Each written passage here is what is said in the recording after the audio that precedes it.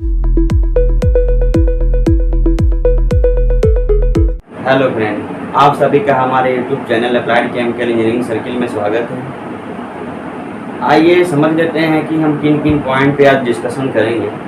हम डिस्कशन करेंगे कि किसी भी सॉल्यूशन में जो कॉन्सेंट्रेशन होता है वो कॉन्सेंट्रेशन सॉलिड से भी हो सकता है या लिक्विड, यानी हमारा जो किसी भी सॉल्यूशन में जो सॉल्यूट होता है वो सॉलिड भी हो सकता है, लिक्विड भी हो सकता है। तो उसके कॉन्सेंट्रेशन को हम रिप्रेजेंट किस टर्म में करते हैं। फर्स्ट होता है normality, second molarity and third molarity. इन तीनों टर्म को समझने के पहले हम कुछ बेसिक पॉइंट को समझेंगे। फर्स्ट नंबर पे हम समझेंगे कि ग्राम एटम क्या होता है। Gram atom. सेकेंड पे समझेंगे हम किलोग्राम एटम क्या होता है।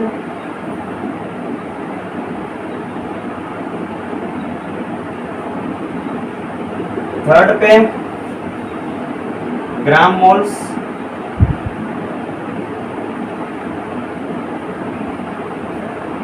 एंड फोर्थ पे समझेंगे हम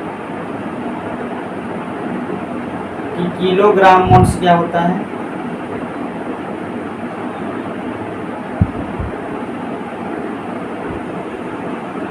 फिफ्थ पॉइंट समझेंगे कि इक्विवेलेंट वेट क्या होता है। Equivalent weight. And six valence किसे कहते हैं। 7 ग्राम इक्विवेलेंट वेट। यदि हम इन सातों पॉइंट को समझ लेते हैं कि ग्राम एटम क्या होता है, किलोग्राम एटम क्या होता है, ग्राम मोल्स क्या होता है, किलोग्राम मोल्स क्या होता है, इक्विवेलेंट वेट क्या होता है, वैलेंस क्या होता है और ग्राम इक्विवेलेंट वेट क्या होता है। ये 7 पॉइंट समझने के बाद हम आसानी से समझ पाएंगे कि नॉर्मेलिटी क्या होती है, मोलरिटी क्या होती है और मोलरिटी क्या होती है, और किसी भी सॉल्यूशन का नॉर्मेलिटी क्या है, मोलरिटी क्या है और मोलरिटी क्या है वो हम बता सकेंगे। तो आइए समझते हैं कि सबसे पहले समझते हैं कि ग्राम एटम क्या होता है। आइए सबसे पहले समझते हैं ग्राम एटम कहते किसे हैं। तो एटम क्या होता है, ये परमाणु होता है। जैसे क्या है, एग्जांपल के तौर पे सोडियम क्या है, हमारा एक एटम है। इसी को हम एलिमेंट भी बोल रहे हैं, इसी को एलिमेंट भी कहते हैं। मैग्नीशियम क्या है, ये भी एक एलिमेंट है।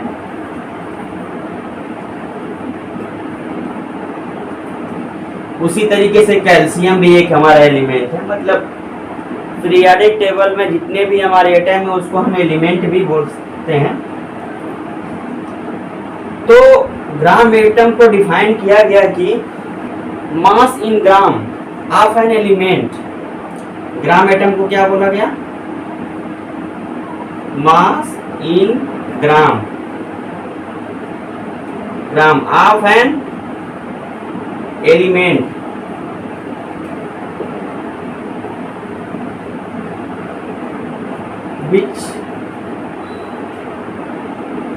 which is numerically equal to atomic weight, which is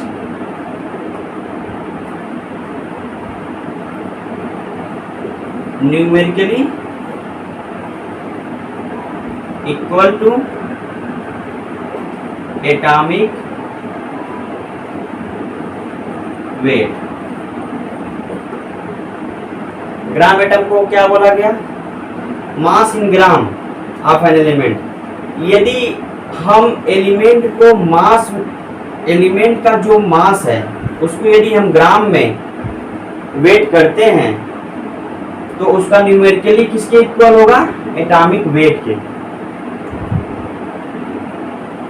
जैसे क्या है, यदि हम सोडियम को लेते हैं, सोडियम एक एलिमेंट है, इसका जो एटॉमिक वेट होता है 23 होता है, जो एटॉमिक नंबर होता है 11 होता है। तो जो एटॉमिक वेट है, यदि हम इसको ग्राम में वेट करते हैं वो न्यूमेरिकली क्या होगा, इक्वल होगा। इसी को बोलना है हम ग्राम एटम। आइए इसके फार्मूले को समझ लेते हैं। इसका फार्मूला होगा ग्राम एटम, यदि कोई एलिमेंट ए है, सपोज कर लेते हैं एलिमेंट क्या है, ए है। यदि कोई एलिमेंट ए है तो gram atom of element a is equal to mass in gram, mass in gram of element a divided by atomic wait,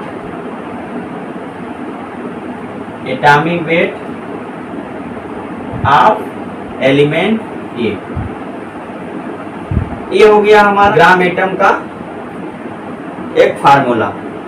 आइए अब समझते हैं सेकंड नंबर पे किलो एटम,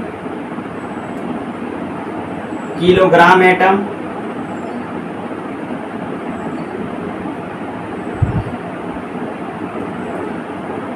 किलोग्राम एटम का भी डिफिनेशन ग्राम एटम की तरह होगा, लेकिन इसमें हम क्या कर रहे हैं, जो हमारा एटॉमिक वेट, जिस मास को हम ले रहे हैं एलिमेंट को, उसको किलोग्राम में हम वेट करेंगे।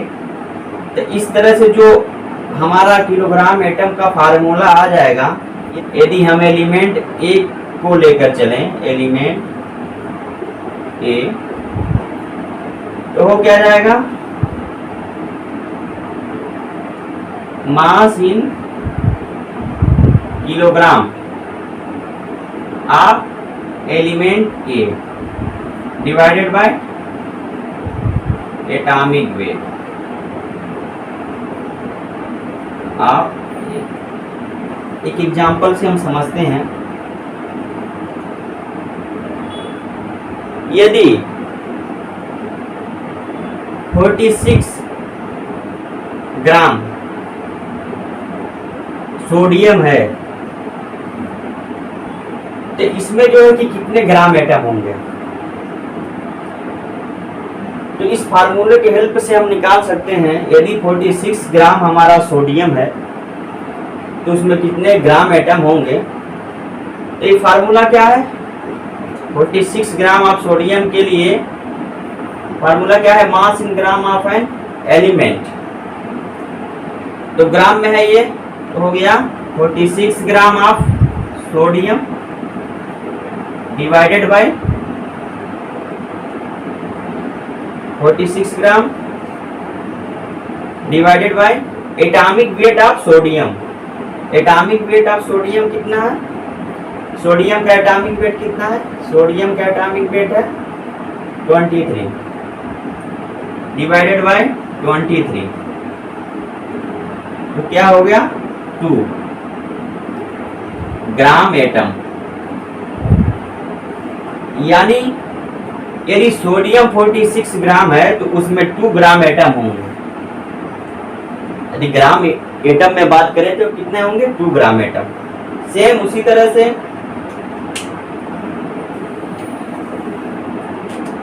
सिमिलरली हम समझ लेते हैं किलोग्राम एटम। तो सोडियम को लेकर के चलते हैं। यदि हमारा 46 किलोग्राम ऑफ सोडियम है तो इसमें कितने किलो एटम होंगे, कितने किलोग्राम एटम होंगे। सेम वही फार्मूला जो नीचे वाला फार्मूला है, mass in kilogram of an element. ठीक है, तो एलिमेंट के जगह हम किसको लिए हैं, सोडियम को लिए हैं। तो कितना मास है 46 अपॉन 46 किलोग्राम ऑफ एन यानी sodium divided by atomic weight यानी 23 is equal to 2 kilo atom. क्या हो गया, 2 किलो एटम हो गया। इस तरह से हम इस फार्मूले के हेल्प से कैलकुलेट कर लिए कि यदि 46 किलोग्राम सोडियम है तो उसमें कितने किलो एटम होंगे। कभी कभी होगा क्या, दे देगा कि 46 किलोग्राम। यदि हमारा सोडियम है तो उसमें कितने ग्राम एटम होंगे, इसको क्या है हम ग्राम में कन्वर्ट कर लेंगे और आसानी से हम कैलकुलेट कर लेंगे। यदि ये ग्राम में दे दिया और किलो एटम पूछ लिया तो इसको जो है कि किलोग्राम में कन्वर्ट कर लेंगे, क्योंकि हम जानते हैं कि जो 1 किलोग्राम होता है क्या होता है, 1000 ग्राम के बराबर होता है। इस फार्मूले से हम क्या करेंगे, इससे हम यूनिट कन्वर्जन कर लेंगे। यूनिट कन्वर्जन करके आसानी से हम किलो एटम और ग्राम एटम को कैलकुलेट कर लेंगे। आइए अब समझते हैं कि मोल्स किसे कहते हैं, ग्राम मोल्स। थर्ड नंबर पे ग्राम मोल्स क्या होता है। तो ग्राम मोल्स क्या होता है कि mass in gram of a compound or substance that which is numerically equal to molecular weight.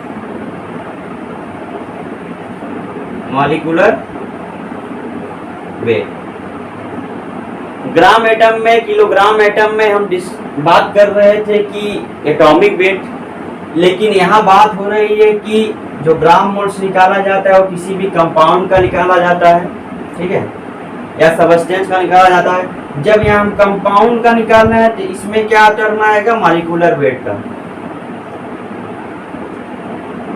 तो इसमें कंपाउंड जैसे देखिए, अभी हमारा जो एलिमेंट था, एलिमेंट की बात कर रहे थे। एलिमेंट तो हमारा sodium, carbon, oxygen, nitrogen, sulphur etcetera. लेकिन जो कंपाउंड होगा, दो एलिमेंट का कॉम्बिनेशन, दो एलिमेंट जो आपस में एक केमिकली रिएक्शन के द्वारा जुड़े हुए हैं, उसी को हम बोल रहे हैं कंपाउंड। तो कंपाउंड हो गया जैसे कैल्शियम की सल्फेट हो गया, H2O हो गया, NaCl हो गया, NaOH हो गया, सोडियम की हाइड्रोक्साइड। ये सब हमारे क्या हैं, ये सब हमारे कंपाउंड हैं। तो वही बताया गया कि mass in grams of a compound that which is numerically equal to molecular weight, ये होता है हमारा ग्राम मोल्स। आइए इसका फार्मूला क्या होता है, फार्मूले को समझ लेते हैं।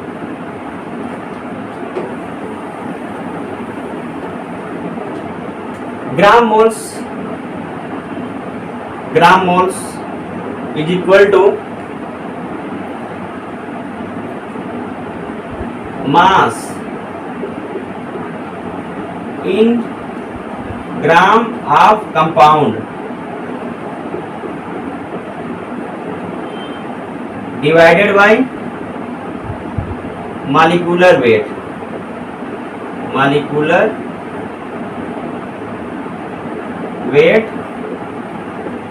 Of compound.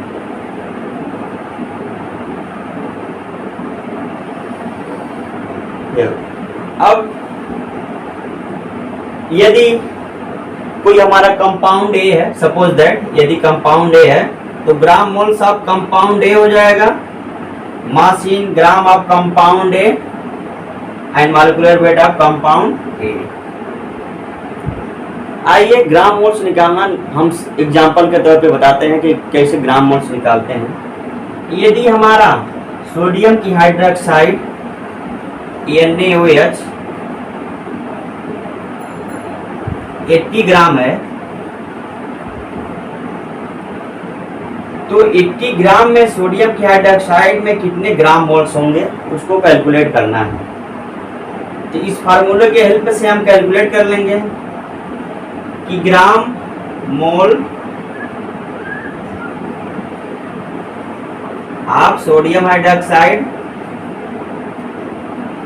Is equal to mass in gram of compound a, मतलब कंपाउंड ए की जगह क्या आया, सोडियम की हाइड्रोक्साइड, कितना है 80 gram, divided by molecular weight of compound sodium की हाइड्रोक्साइड। मॉलिक्यूलर वेट क्या होगा सोडियम की हाइड्रोक्साइड का, NaOH। इसके कितने एलिमेंट है, एक है 1 गुणे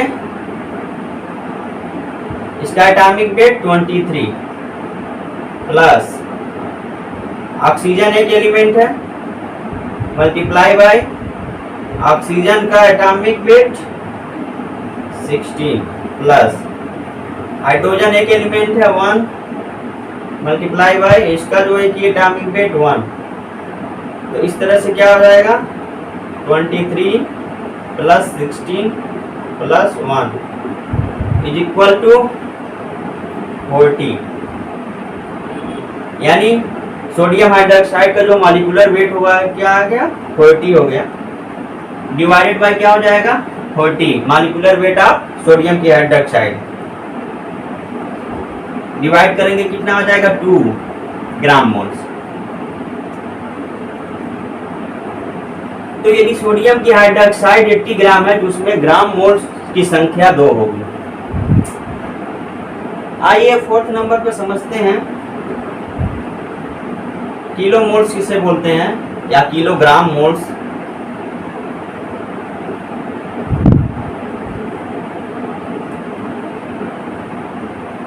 किलोग्राम मोल्स क्या होता है कि mass in kilogram of a substance which is numerically equal to molecular weight. इसका जो फार्मूला होता है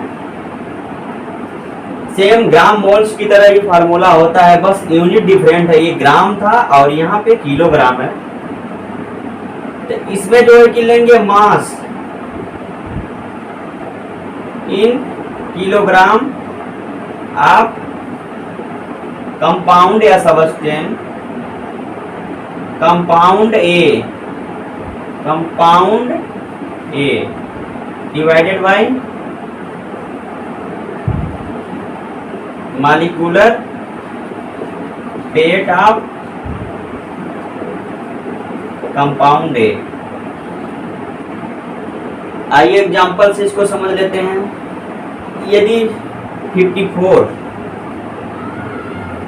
किलोग्राम H2O है तो उसमें कितने किलो मोल्स होंगे, इसको हमको कैलकुलेट करना है kilo moles.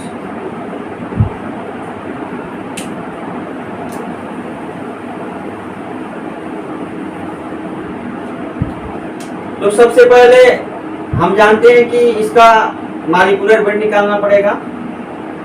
Molecular weight H2O कितना होगा, दो एलिमेंट है गुणे 1 प्लस 1 इंटू 16 यानी 2 प्लस 16 इज इक्वल टू 18, यानी वाटर का मॉलिक्यूलर वेट 18 हुआ। इस तरह से हम किलो मोल्स निकालना है, kilo moles of H2O is equal to mass in kilogram of compound A. Compound A की जगह क्या आया है H2O, कितना है 54 kilogram, divided by molecular weight of compound A. Compound A की जगह वाटर 18, इस तरह से क्या हो गया 3 किलो मोल्स ऑफ वाटर। यानी यदि 54 किलोग्राम वाटर है तो उसमें कितने किलो मोल्स होंगे, 3 किलो मोल्स होंगे। आइए अब 5th पॉइंट समझते हैं। 5th नंबर पे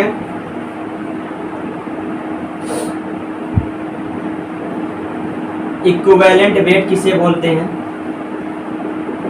इक्विवेलेंट वेट।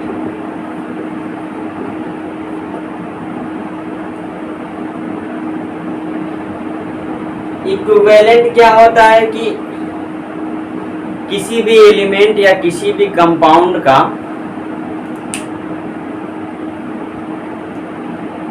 एक उसके एटॉमिक वेट या मॉलिक्यूलर वेट टू वैलेंस का रेशियो होता है। ये क्या होता है? यदि हम एलिमेंट की बात करेंगे तो एटॉमिक वेट बोलेंगे, और यदि किसी कंपाउंड की बात करेंगे तो उसके मॉलिक्यूलर वेट बोलेंगे। तो हम इसमें कंपाउंड को लेकर चलते हैं। इक्विवेलेंट वेट बराबर क्या हो जाएगा डिफिनेशन से? Equivalent weight is equal to molecular weight, molecular weight upon valence. अब वैलेंस एक नया टर्म आया। वैलेंस क्या होता है उसको जान लेते हैं हम सबसे पहले। वैलेंस किसे बोलते हैं? वैलेंस क्या होता है कि किसी भी एलिमेंट या कंपाउंड का जो जितने number of hydroxyl ion donate करता है और जितने number of hydrogen ion accept करता है, वही जो नंबर्स होता है वही वैलेंस होता है। जैसे क्या है, सोडियम की हाइड्रोक्साइड है, इसको यदि आयन में ब्रेक करेंगे, सोडियम की आयन प्लस हाइड्रोक्साइड की आयन, तो इसमें क्या है, ये डोनेट कर रहा है,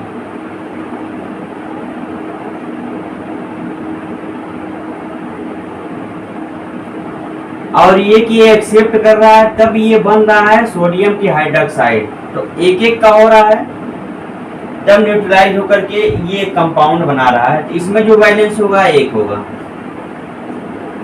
लेकिन यदि कैल्शियम की सल्फेट बोले तो इसमें क्या होगा, calcium plus 2 charge, sulphate minus 2 charge. यहाँ क्या हो रहा है, 2 का हो रहा है। तो यहाँ पे जो वैलेंस होगा, कैल्शियम की सल्फेट का बैलेंस 2 होगा। तो इसी को बैलेंस बोलते हैं। ये हो गया इक्विवेलेंट वेट, हम समझ लिए किसे बोलते हैं, और बैलेंस किसे बोलते हैं ये भी समझ लिए। आइए अब समझते हैं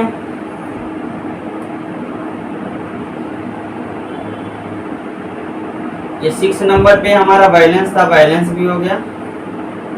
7 नंबर पे है ग्राम इक्विवेलेंट वेट, ग्राम इक्विवेलेंट वेट।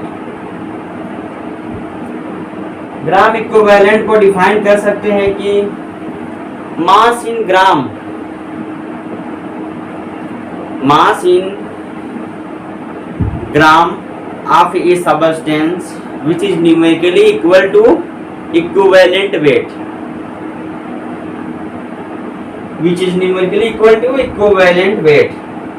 इसका जो फार्मूला होता है ग्राम इक्विवेलेंट वेट का, हो जाएगा mass in gram, mass in gram, mass in gram of compound divided by equivalent weight, equivalent weight of compound. ये हो गया। अब देखिए यदि ग्राम इक्विवेलेंट वेट निकालना हो, अभी हम जब नॉर्मेलिटी निकालेंगे उसमें ग्राम इक्विवेलेंट वेट का की हेल्प से ही हम नॉर्मेलिटी को कैलकुलेट कर पाएंगे। इसलिए वहां पे इसकी आवश्यकता पड़ेगी, इसलिए हम यहाँ पे समझ ले रहे हैं कि ग्राम इक्विवेलेंट वेट कहते किसे हैं। तो इक्विवेलेंट वेट यहाँ देखिए कंपाउंड का हम निकाल लेंगे यहाँ से मॉलिक्यूलर वेट अपॉन बैलेंस से, और जब इक्विवेलेंट वेट निकल जाएगा तो हम ग्राम इक्विवेलेंट वेट भी आसानी से कैलकुलेट कर सकेंगे इस फार्मूले के हेल्प से, mass in gram of a compound and equivalent weight of compound. आइए अब समझते हैं कि नॉर्मेलिटी कहते किसे हैं। नॉर्मेलिटी को अब हम समझेंगे। नॉर्मेलिटी को समझने के पहले हम सबसे पहले सॉल्यूशन समझ लेते हैं। सॉल्यूशन क्या होता है?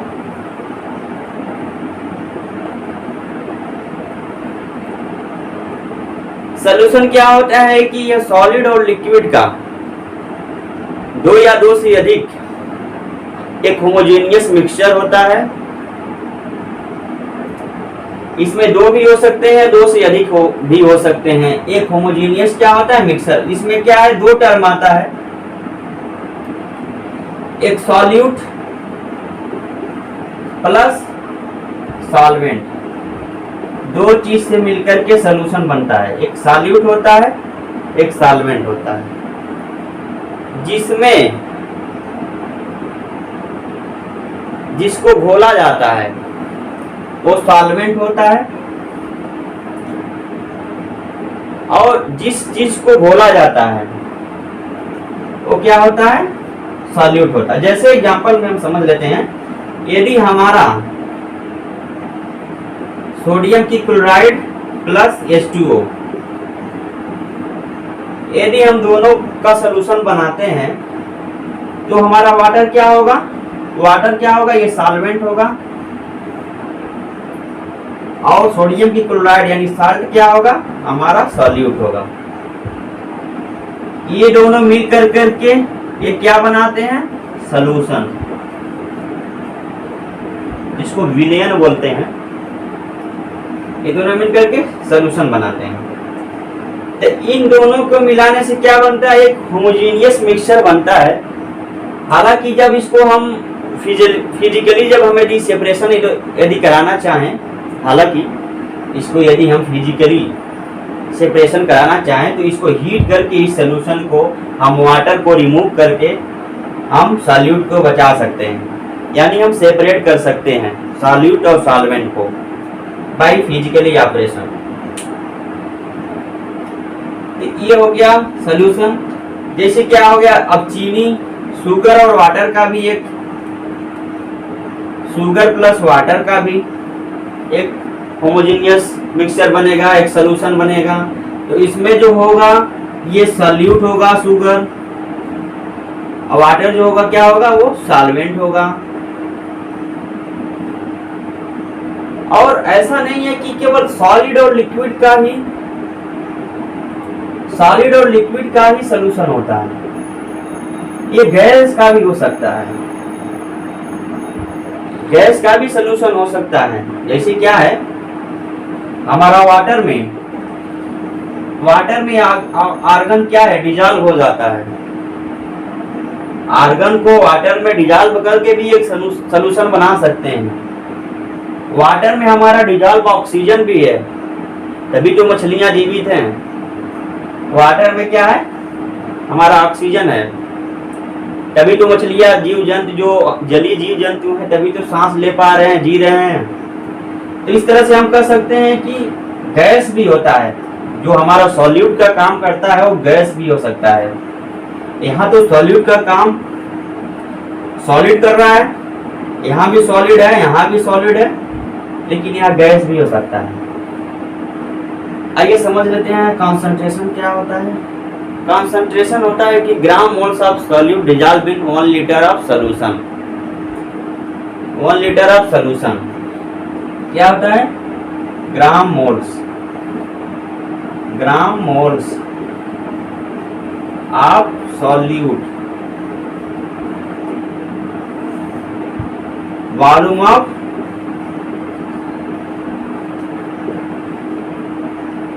Solution in litre. कंसंट्रेशन क्या होता है? एक यदि यूनिट लीटर है, 1 लीटर है कोई सॉल्यूशन, तो उसमें सॉल्यूट की क्वांटिटी कितनी है? सॉल्यूट, जैसे अभी हम शुगर और वाटर के सॉल्यूशन की बात किए हैं, यदि इसको घोल करके 1 लीटर बनाया गया है सॉल्यूशन, 1 लीटर क्या बनाया गया है? सॉल्यूशन। तो इसमें शुगर की क्वांटिटी कितनी है? शुगर की क्वांटिटी जितना ज्यादा होगा, कंसंट्रेशन क्या होगा? उतना ज्यादा होगा। ये होता है हमारा कंसंट्रेशन। यदि शुगर की क्वांटिटी कम होगी तो कंसंट्रेशन क्या होगा? हमारा कम होगा। हम हीट करके भी कंसंट्रेशन को बढ़ा सकते हैं। हीट करने से क्या होगा, यदि हमारा शुगर और वाटर का एक सॉल्यूशन है शुगर और वाटर का, यदि इसको हम हीट कर रहे हैं, हीट करने से क्या होगा, इसमें से जो हमारा सॉल्वेंट है, सॉल्वेंट वाटर है, सॉल्वेंट क्या होगा, वेपराइज होगा। तो सॉल्वेंट वेपराइज होगा, यानी सॉल्वेंट हमारा वाटर क्या हो रहा है, कम हो रहा है, और हमारा जो सॉल्यूट है यानी शुगर वो वेपराइज नहीं हो रहा है। तो इस तरह से शुगर की क्वांटिटी वाटर के कम होने से वो क्या हो रही है, उस में बढ़ता जा रहा है वो। ये तो स्टैटिक है, लेकिन इसको कम करने से हमारा क्या हो रहा है, कंसंट्रेशन जो है कि बढ़ रहा है। तो हीट करके भी हम कंसंट्रेशन को बढ़ा सकते हैं। किसी भी सॉल्यूशन को जो हमारा सॉल्वेंट हीट करने पे वेपराइज हो जाता है लेकिन सॉल्यूट नहीं होता है, उसी को हम हीट करके क्या कर सकते हैं, कंसंट्रेशन को बढ़ा सकते हैं। और देखिए कंसंट्रेशन यदि किसी भी सॉल्यूशन का निकालना हो तो अभी हम ग्राम मोल्स निकालना सीखे ही हैं। ग्राम मोल्स कैसे निकालते हैं और वॉल्यूम तो पता रहेगा। तो कंसंट्रेशन को हम समझ लिए। आइए अब अपने टॉपिक पे आते हैं। अभी जो हम बेसिक फंडामेंटल को समझ रहे थे, नॉर्मेलिटी, मोलरिटी और मोलरिटी को समझने के लिए, आइए अब समझते हैं नॉर्मेलिटी क्या होती है। फर्स्ट नंबर पे normality,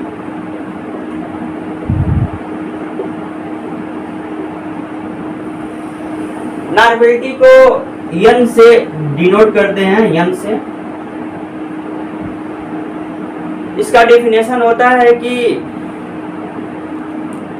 gram equivalent weight of solute dissolve in 1 litre of solution. इसको डिफाइन करना है तो ग्राम equivalent weight of, gram equivalent shortcut में लिख रहे हैं, wait of solute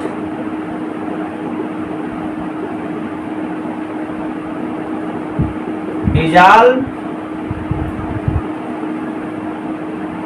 1 litre of solution, dissolve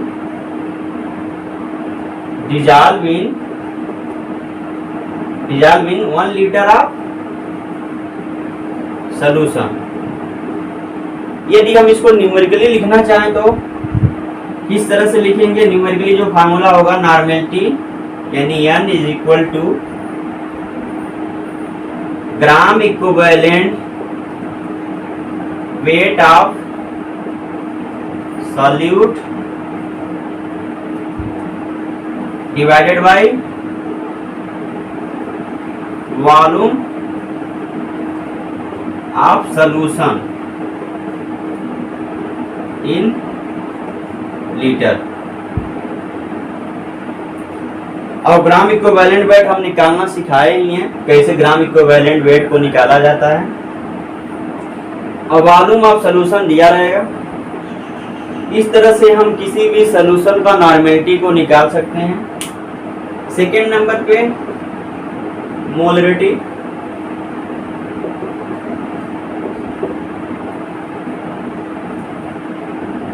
molarity ये भी सॉल्यूशन के कंसंट्रेशन को एक एक्सप्रेस करने का एक टर्म है।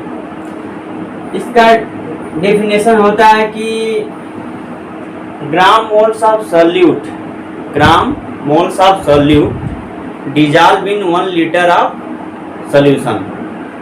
नॉर्मेलिटी में क्या था कि gram equivalent weight of solute था। इसमें क्या है, बस इतना डिफरेंट है कि इसमें ग्राम मोल्स ऑफ सॉल्यूट है। इसको m से रिप्रेजेंट करते हैं। यदि मोलरिटी को m से रिप्रेजेंट करते हैं तो इसका जो हमारा न्यूमेरिकली जो फार्मूला होगा क्या होगा, ग्राम मोल्स ऑफ सॉल्यूट। अब सॉल्यूट कुछ भी हो सकता है, लेकिन एक कंपाउंड ही होगा, एक कंपाउंड, एक सबस्टेंस ही होगा। जैसे अभी बात हम किए हैं NaCl या कैल्शियम की सल्फेट या सोडियम की हाइड्रोक्साइड, ये सब होंगे, कोई भी कंपाउंड होगा, divided by volume of solution, volume of solution in litre. Gram moles हम निकालना बताए हैं, या ग्राम मोल्स को कैसे निकाला जाता है, ये हो गया न्यूमेरिकली फार्मूला। आइए अब समझते हैं कि मोलैलिटी क्या होता है। थर्ड नंबर पे लास्ट पॉइंट टॉपिक है हमारा, लास्ट पॉइंट है मोलैलिटी। मोलैलिटी क्या होता है कि इसमें भी होता है कि gram moles of solute dissolve in 1 kilogram of solvent. इसमें क्या है, इसको डिफाइन किया गया है कि gram moles of solute, gram moles of solute dissolve in 1 kilogram of solvent. इसमें सॉल्यूशन की बात नहीं आ रही, इसमें सॉल्वेंट की बात आ रही है। इसको न्यूमेरिकली जो रिप्रेजेंट किया जाता है, न्यूमेरिकली यदि किसी भी सॉल्यूशन का यदि हमको मोलैलिटी निकालना रहे तो कैसे निकालेंगे, मोलैलिटी बराबर equal to, molality equal to gram moles of solute, gram moles of solute divided by mass in kilogram of solvent. Gram moles निकालना हम सीखे ही हैं इस, और सॉल्वेंट का किलोग्राम में जो वेट दिया रहेगा, जो मास होगा, उसकी हेल्प से हम किसी भी सॉल्यूशन का क्या निकाल सकते हैं, मोलैलिटी। तो ये हम समझ लिए कि नॉर्मेलिटी को कैसे निकालते हैं और मोलैलिटी को कैसे निकालते हैं, उसके साथ साथ मोलैलिटी कैसे कैलकुलेट करते हैं। इसके साथ साथ हम बेसिक फंडामेंटल को भी समझे हैं, और भी डिटेल्स में और भी सारी चीज़ों की जानकारी लेने के लिए हमारे YouTube चैनल से जुड़े रहिए। Thank you.